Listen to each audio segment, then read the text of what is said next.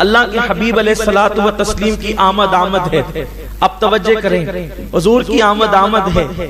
مدینہ منورہ کے اندر لوگ منتظر ہیں کہ سرکار آ رہے ہیں، حضور آ رہے ہیں، آقا آ رہے ہیں، مولا آ رہے ہیں، ماوا آ رہے ہیں، ملجا آ رہے ہیں، نبیوں کا امام آ رہا ہے، یثرب کو مدینے بنانے والا آ رہا ہے، بطحا کو قیامت تک چمکانے والا آ رہا ہے، طیبہ کا چاند آ رہا ہے، آمنہ کا لال آ رہا ہے، حرم کا مکین آ رہا ہے، امام الحرمین آ رہا ہے، سید العالمین آ رہا ہے، شفیع المذنبین آ رہا ہے۔ وہ آ رہا ہے جس کی آمد سے مدینہ حرم بنے گا، وہ آ رہا ہے جس کی آمد سے رب کا کرم برسے گا، وہ آ رہا ہے جس کے قدموں کو جس کے قدموں کو یثرب کی خاک چوم کر خاک شفا بن جائے گی۔ وہ زمین جو کبھی بلاؤں کا گھر تھی، نبی کے قدموں سے اسے خاک شفا ہونے کا شرف مل جائے گا۔ اس کی آمد ہے، لیکن مدینے والوں کی تڑپ کیا تھی؟ توجہ فرمائیں، ان کے اور ہمارے جذبات ایک سے ہیں،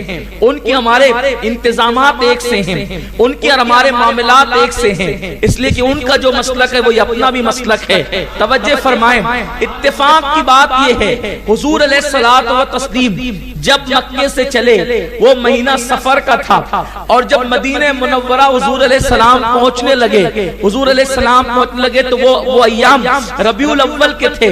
گویا کہ صحابہ کرام انتظار کر رہے تھے ربیع الاول کے پہلے عشرے ہی سے حضور کب تشریف لا رہے ہیں۔ آج بھی ان مدنی صحابہ کی سنت ادا کرتے ہوئے سنی منتظر رہتا ہے کہ ربیع الاول کی 12ویں کب آ رہی ہے۔ اس وقت وہ انتظار میں تھے۔ روایت میں آتا ہے کہ میرے آقا صلی اللہ علیہ وسلم کی آمد سے قبل صحابہ کرام نے، میں نے مدینہ منورہ میں وہ چبوترا دیکھا ہے، اس چبوترے کو میں نے اپنی آنکھوں سے زیارت کیا ہے۔ مٹی کا ایک چبوترا ہے، اونچا بنا ہوا ہے، سارے مدنی آ کر، بلکہ اس وقت تو مدنی کوئی نہیں ہوا تھا، اس لیے کہ ابھی مدنی راستے میں تھا، تو مدینہ کب مدینہ ہوتا؟ اس وقت تو وہ اہل یثرب تھے، وہ لوگ سب اس ٹیلے پہ چڑھ جاتے اور چڑھ کر کے یوں دیکھتے وہ کہاں آ رہا ہے، وہ کون آ رہا ہے، وہ کس طرح آ رہا ہے۔ اس لیے کہ بہت سارے لوگوں نے حضور کو بغیر دیکھے اسلام قبول کیا تھا، آقا کو دیکھا نہیں تھا، صرف حضور کی ادائیں سن کر کے اسلام قبول کیا تھا۔ حضور کے تیار کردہ افراد کو دیکھ کر انہوں نے اسلام قبول کیا تھا، جیسے حضرت اسد ابن زرارہ، حضرت سعید ابن مسیب کی دعوت پر حضرت سعد وغیرہ، یہ وہ بزرگان دین ہیں مدینہ منورہ کے جو مدینے کے سردار کہلاتے تھے۔ انہوں نے اسلام قبول کیا، حضور ایسے ہیں، حضور ایسے ہیں، حضور ایسے ہیں۔ وہ بغیر دیکھے دیوانے ہو گئے تھے، اور اب ان کو انتظار تھا کہ وہ کب آتے ہیں کہ ہمیں حضور کا دیدار نصیب ہو جائے، ہم آقا علیہ السلام کو دیکھ لیں۔ انتظار ہو رہا ہے سرکار کب آئیں گے، آقا کب آئیں گے۔ صبح سے لے کر شام تک بس وہ یوں ہی دیکھتے رہتے، اور جب کوئی نہیں آتا تو وہ شام کو اپنے گھروں کو چلے جاتے۔ ایک روایت میں یہ بھی ہے کہ صبح سے لے کر کے دن چڑھے تک وہ وہاں رہتے، پھر دوپہر کو گھروں کو چلے جاتے، پھر شام کو آتے۔ اس طریقے سے ان کا یہ معمول تھا۔ ایک دن ایسا ہوا کہ وہ صبح سے لے کر دوپہر تک تکتے رہے حضور کی راہ۔ ذرا غور تو کریں ان کا اشتیاق کیسا ہوگا، ان کا انداز کیسا ہوگا۔ اللہ اکبر، وہ انتظار کرتے رہے۔ ایک دوپہر کو اتفاق سے ایک یہودی وہاں پر موجود تھا، اور جو مسلمان تھے وہ دوپہر کو اپنے اپنے گھروں کو چلے گئے تھے۔ اس نے کہا وہ دیکھو مسلمانوں جس کا انتظار تم کئی دن سے کر رہے تھے، وہ قافلہ آ رہا ہے۔ جب وہ دوڑ کر کے آئے، روایتوں میں آتا ہے کہ مدینہ منورہ کی عورتیں چھتوں پہ چڑھ گئی، حضور آ رہے ہیں۔ لوگوں کو ایک اعتراض ہے، سنیوں کا جلوس نکلتا ہے تو عورتیں کھڑے ہو کے دیکھتی کیوں ہے؟ لوگوں کو اعتراض ہے، سنیوں کا جلوس نکلتا ہے میلاد کا، عورتیں کھڑے ہو کر دیکھتی کیوں ہیں؟ ہم کہتے ہیں یہ بھی حدیث سے ثابت ہے، یہ بھی حدیث سے ثابت ہے۔ تیری نیت بری ہے بدکار، اس لیے تجھے اچھا نہیں لگتا، ورنہ جو نبی کی محبت میں نگاہیں نیچی کر کے گزرتے ہیں ان کے دل سے پوچھ کہ حضور علیہ الصلوۃ والتسلیم کی آمد کے وقت مدینے کی عورتیں چھتوں پہ چڑھ گئی تھی، ننھی ننھی بچیاں دف لے کر باہر آ گئی تھی، اور مدینہ منورہ کے جوان تلواریں لے کر، نیزے اور بھالے لے کر سڑکوں پر چل رہے تھے۔ حضور علیہ السلام ادھر تشریف لا رہے تھے، وہ نعرے لگا رہے تھے، مرحبا مرحبا یا محمد یا رسول اللہ، مرحبا یا محمد یا رسول اللہ، مرحبا یا محمد یا رسول اللہ۔ اس طریقے سے وہ ہاتھ اٹھاتے جاتے، تلواریں اٹھاتے جاتے، نیزے اٹھاتے جاتے اور کہتے مرحبا یا محمد یا رسول اللہ، مرحبا یا محمد یا رسول اللہ۔ یعنی مدینہ منورہ میں حضور کی آمد پر یا رسول اللہ کے نعرے لگ رہے تھے۔ پتہ چلا آمد رسول پر یا رسول اللہ کے نعرے لگانا کسی مولوی کی بدعت نہیں ہے، بلکہ یہ صحابہ کی سنت ہے۔ اور تاریخ میں آتا ہے کہ اس دن جس دن حضور نے مدینے میں قدم رکھا ہے وہ دن پیر کا دن تھا، اور وہ مہینہ ربیع الاول کا مہینہ تھا، اور وہ تاریخ ربیع الاول کی 12 تاریخ تھی۔ آقا کریم جب مدینہ منورہ تشریف لاتے ہیں، میں نے جان بوجھ کر قباء کا تذکرہ چھوڑ دیا، میں ڈائریکٹ مدینہ منورہ کی بات کر رہا ہوں، اس لیے کہ وقت میں اتنی گنجائش نہیں کہ قباء کو بیان کیا جائے۔ اس وقت بس اب مدینہ منورہ کو بیان کرنا ہے۔ حضور تشریف لائے، صحابہ کرام حضور کا استقبال کرتے ہیں، حضور علیہ الصلوۃ والتسلیم اونٹنی پر سوار ہے۔ اب دیکھیں اس وقت حضرت سیدنا ابو بکر صدیق کی عمر 51 سال کم و بیش تھی، اور حضور علیہ السلام کی عمر شریف کم و بیش 53 سال تھی، لیکن حضور علیہ السلام ایک دم نوجوان نظر آتے تھے، کیونکہ اب تک اکثر لوگوں نے حضور کو دیکھا نہیں تھا، اور ابو بکر صدیق بوڑھے نظر آتے تھے۔ تو چونکہ عام طور پہ ایسا ہی ہوتا ہے نا کہ جو بڑا آدمی ہوتا ہے عام طور پہ لوگ سمجھتے ہیں کہ مرتبے والا بوڑھا ہی ہوتا ہے، ایسا ہی ہوتا ہے نا۔ تو لوگ کیا کرتے تھے، جب آتے تھے تو صدیق اکبر سے مصافحہ کرتے تھے، اور بعد میں حضور علیہ السلام سے، تو صدیق اکبر سے جب کوئی آتا تو صدیق کہتے یہ ہے میرے صاحب، میرے آقا یہ ہیں، اور اس کے بعد پھر سوچا کہ کتنوں کو کہوں گا یہ ہے اور یہ ہے۔ صدیق اکبر نے کیا کیا، جب میرے آقا علیہ السلام کی طرف لوگ بڑھنے کی بجائے، چونکہ صدیق کے سفید بالوں کو دیکھ کر وہ جب صدیق کی طرف بڑھنے لگے تو صدیق اکبر نے اپنی چادر اتاری، اور چادر اتار کے حضور کے سر پہ سایہ کر کے کھڑے ہو گئے اس شان کے ساتھ۔ پھر لوگ سمجھ گئے کہ جو جوان بیٹھا ہوا ہے وہ مخدوم ہے، اور جو بوڑھا کھڑا ہوا ہے وہ خادم ہے۔ حالانکہ صدیق اکبر کی عمر میرے نبی کی عمر سے کم تھی، لیکن یہ حضور کا معجزہ ہے کہ حضور علیہ السلام 63 سال کی عمر میں بھی نوجوان ہی نظر آتے تھے۔ یہ آقا کریم صلی اللہ علیہ وسلم کا عظیم معجزہ ہے۔ بہرحال صدیق اکبر حضور علیہ السلام کے لیے چادر لے کر کے کھڑے ہو گئے۔ اب یہ قافلہ مدینہ الرسول میں داخل ہو رہا ہے، لوگوں کو انتظار ہے۔ جیسے جیسے اونٹنی آگے بڑھتی ہے، مدینے کی ننھی ننھی بچیاں کہتی ہے طلع البدر علینا من ثنیات الوداع وجب شکر علینا وجبت شکر علینا ما دعا للہ دائی۔ وہ یہ پڑھتی جاتی ہے، دف بجاتی جاتی ہے، اور حضور علیہ السلام کا یہ قافلہ آگے بڑھتا جاتا ہے۔ آج اہل مدینہ اتنا خوش ہیں، حضور تشریف لائے ہیں، اس سے زیادہ خوشی اہل مدینہ کو کبھی نہیں ہوئی تھی، اس لیے کہ آج کا دن اہل مدینہ کے لیے سب سے زیادہ خوشی کا دن تھا۔ میری جماعت کے بہت بڑے مفکر نے یہی بات تو کہی تھی کہ لوگ جس وقت حضور پیدا ہوئے لوگوں کو پتا نہیں تھا کہ اللہ کا حبیب پیدا ہو رہا ہے، اس لیے لوگ اس دن انسانوں نے جشن نہیں بنایا، جانوروں نے منایا، چرند نے منایا، پرند نے منایا، فرشتوں نے منایا، لیکن انسانوں نے نہیں منایا، اس لیے کہ انسانوں کو پتا نہیں تھا۔ انسان تو یہ کہہ رہے تھے کہ عبداللہ کا بیٹا آیا ہے، آمنہ کا لخت جگر آیا ہے، عبد المطلب کو پوتا آیا ہے، ابو طالب کو بھتیجا آیا ہے، لیکن جو ہے اس وقت کسی نے جشن اس طرح نہیں منایا کہ نبیوں کا امام آیا ہے۔ قدرت نے کہا بندو انتظار کرو، اگر بات یہی ہے تو ایک تاریخ ایسی ملا دیں گے کہ اگر محبوب علیہ السلام کی آمد پر لوگوں کو پتا نہیں تھا، سب نے جشن منایا، انسان نے نہیں منایا، ایک دن انسان سے بھی منوا دیں گے اور پھر اس کو تاریخ مرتب کریں گے، اس لیے کہ محبوب کی ولادت کی تاریخ اور حبیب کی مدینہ منورہ میں دخول کی تاریخ دونوں کو یکساں کر دیں گے، اس کا دن بھی یکساں ہوگا، اس کا مہینہ بھی یکساں ہوگا۔ اللہ اکبر! یعنی آپ غور کریں، حضور مکہ میں آئے تو بھی دن پیر کا تھا، مہینہ ربیع الاول کا تھا، تاریخ 12 تھی، اور حضور مدینے بھی آئے، حضور مدینے بھی آئے، دن پیر کا تھا، مہینہ ربیع الاول کا تھا، تاریخ 12 تھی۔ اب لوگ کہتے ہیں کہ مکہ آنے کی تاریخ میں تو حضور کا کوئی جلوس مکے میں نہیں ملتا، اور قدرت نے کہا بندے اگر مکے میں آنے کی تاریخ نہیں ملتی اسی تاریخ میں نعرے بھی ملتے ہیں، اسی تاریخ میں نعتیں بھی ملتی ہے۔ اگر مکے کی آمد بطور ولادت نہ منا سکے تو مدینے کی ہجرت کا جشن منا لیا، مدینے ہی کی تاریخ منا لیا کر، کیونکہ وہ بھی ربیع الاول ہے، وہ بھی پیر کا دن ہے، وہ بھی 12 تاریخ ہے۔ حضور تشریف لا رہے ہیں، جدھر سے گزرتے ہیں ہر صحابی کہتے ہیں حضور میرے گھر آئے، میرے گھر آنا پیارے نبی، میرا گھر چمکانا پیارے نبی۔ حضور تشریف لائیں، سرکار کہتے ہیں تم نہیں، پھر کوئی کہتا ہے حضور میرے گھر، سرکار کہتے ہیں تم نہیں، پھر کوئی کہتا ہے حضور میرے گھر، حضور کہتے ہیں تم نہیں، وہ کہتے ہیں میرے گھر، وہ کہتے ہیں میرے گھر، وہ کہتے ہیں میرے گھر۔ حضور فرماتے ہیں میری اونٹنی کی نکیل چھوڑ دو، اس لیے کہ یہ مامور من اللہ ہے، اللہ کی طرف سے اس کو حکم ملا ہے کہ اس کو جانا کہاں ہے۔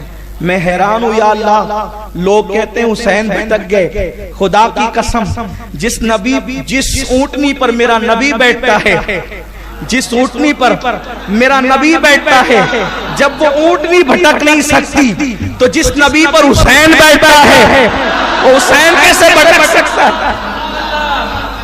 ارے نبی کی سوار ہی نہیں بیٹھتی تو نبی کا سوار کیسے بیٹھ سکتا؟ لوگوں کو پتہ ہی نہیں ہے نبی کو لوگوں نے مانا کیا ہے۔ سرکار نے کہا اس کی نکیل چھوڑ دو، یہ مامور من اللہ ہے۔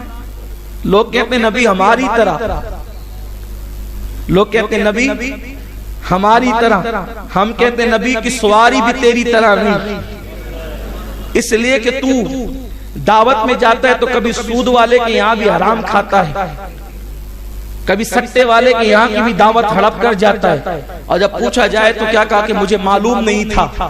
خدا کی قسم حضور کی اونٹنی مدینہ منورہ میں بیٹھنا ہے، اچھا یہ اونٹنی تو یہ جانور ہے، اس کو عقل نہیں ہے، اونٹنی کو عقل ہوتی ہے؟ بولو بولو بولو بھائی بولو، نہیں ہوتی۔ اگر یہ اونٹنی کسی منافق کے دروازے پہ بیٹھ جاتی تو اونٹنی کسی منافق کے دروازے بیٹھ جاتی تو کسی کٹر دشمن کافر کے دروازے، کیونکہ مدینے میں سب عاشق تھوڑی رہتے تھے اس وقت، کچھ جلنے والے بھی تو تھے، حاسدین بھی تو تھے، ظالمین بھی تو تھے۔ اگر ان کے دروازے پہ جا کے بیٹھتے وہ کہتے ہیں ہم اپنے گھر میں نہیں لانا چاہتے، استغفر اللہ۔ بولو لوگ مذاق بناتے کہ نہیں بناتے؟ حضور کہتے ہیں نادان تو اور ہے، تو دعوت میں جائے تو کہاں سے پک کے کس طرح پک کے آ رہا ہے تجھے نہیں پتا ہوتا۔ نبی جس اونٹنی پہ بیٹھ جائے اس اونٹنی کو گھر کے حالات بھی پتا ہوتے۔ لوگ بیوقوف ہے یار، نبی کے علم پہ ابھی تک لڑ رہے ہیں۔ 1400 سال ہو گئے دین کو آئے ہوئے، 1450 سال کم و بیش، اب تک مولوی یہی کہہ رہا ہے کہ نبی کو علم غیب نہیں۔ خدا کی قسم اونٹنی کو، جس اونٹنی پہ حضور بیٹھ جائیں اس اونٹنی کو بھی پتا چلتا ہے کہ میری منزل کہاں ہے، اور پھر وہ اونٹنی بیٹھی کہاں، توجہ کریں، وہ اونٹنی بیٹھی کہاں، وہ اونٹنی بیٹھی کہاں، وہ اونٹنی بیٹھی اس کے گھر جس کا نام ابو ایوب ہے، جس کا قبیلہ انصار ہے۔ ابو ایوب، میں حیران ہوں، ابو ایوب سے بھی بڑے مالدار مدینے میں موجود ہیں، لیکن ابو ایوب کے گھر بیٹھی، جیسے بیٹھی حضور علیہ السلام اس سے اترے نہیں۔ ابو ایوب کا دل دھڑکنے لگا، ہاتھ جوڑ کے کہتے ہیں حضور نیچے تشریف لے آئیں، کہیں اونٹنی اب کھڑی نہ ہو جائے، جانور تو جانور ہے، اب کھڑی نہ ہو جائے، کسی اور کو موقع نہ مل جائے۔ اس لیے ابو ایوب کہتے ہیں حضور تشریف لائیں، میرے تو بھاگ جگے، میں ابو ایوب پہ قربان، میرے ماں باپ قربان۔ وہ کیسا ابو ایوب ہے، وہ کیسا ابو ایوب ہے جس کے گھر حضور کی اونٹنی بیٹھی، جو قیامت تک نبی کے میزبان کے حوالے سے جانا جائے گا، آقا کے میزبان کے حوالے سے پہچانا جائے گا۔ گویا کہ اللہ اکبر، وہاں لوگوں کے پاس مکانات ہیں، توجہ کریں، لوگوں کے پاس مکانات ہیں، لوگوں کے پاس کاروبار ہیں، لوگوں کے پاس سب کچھ ہے، لیکن وہ اونٹنی وہاں بیٹھی جو ابو ایوب کا مکان تھا۔ توجہ کریں، ابو ایوب کا مکان تھا۔ ابو ایوب کہتے ہیں حضور نیچے آئے، حضور بیٹھتے ہیں اور پھر اسی پہ بیٹھے رہتے ہیں۔ اونٹنی ایک مخصوص آواز نکالتی ہے، گویا کہ وہ حضور سے عرض کرتی ہے حضور منزل آ گئی، تشریف رکھیں۔ حضور اترتے ہیں اور اترنے کے بعد کہتے ہیں یہی میری منزل ہے۔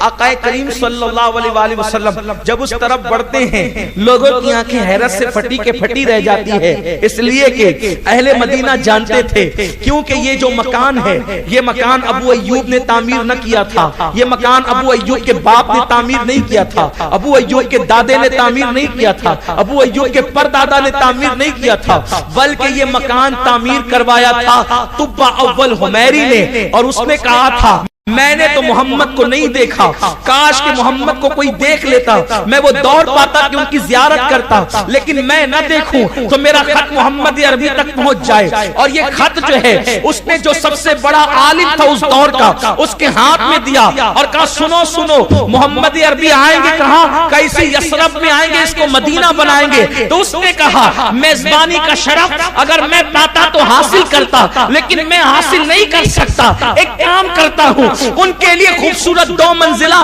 مکان تعمیر کر دیتا ہوں، میں رہوں نہ رہوں، حبیب جب آئے تو میرے ہی تعمیر کرتا گھر میں آئے اور اس گھر کے اندر اس بڑے عالم کو بسایا، اسی کے پاس خط دیا، عالم کا وصال کا وقت آیا، اس نے اپنے بیٹے کو دیا، اس نے اپنے بیٹے کو دیا، اس نے اپنے بیٹے کو دیا، اس نے اپنے بیٹے کو دیا، اس نے اپنے بیٹے کو دیا۔ جب نبی کی آمد کا وقت تھا اسی عالم کی اولاد میں ابو ایوب انصاری تھے اور ابو ایوب انصاری اس گھر میں مقیم تھے۔ پتا چلا مدینے والے یہ نہ کہے کہ ابو ایوب نے حضور کو گھر میں رکھ کے محمد پہ احسان کیا، یا حضور کہیں اور جاتے تو لوگ کہتے 7 مہینے فلاں کے گھر رہے، 3 مہینے فلاں کے گھر رہے۔ حضور کہتے ہیں اونٹنی وہی جائے گی جہاں اس کی منزل ہے، اونٹنی کہیں نہ گئی۔ برسوں پہلے صدیوں پہلے طبہ نے میرے نبی کے لیے جو مکان بنایا تھا، نبی کسی کے گھر نہیں گئے، نبی اپنے گھر تشریف لے،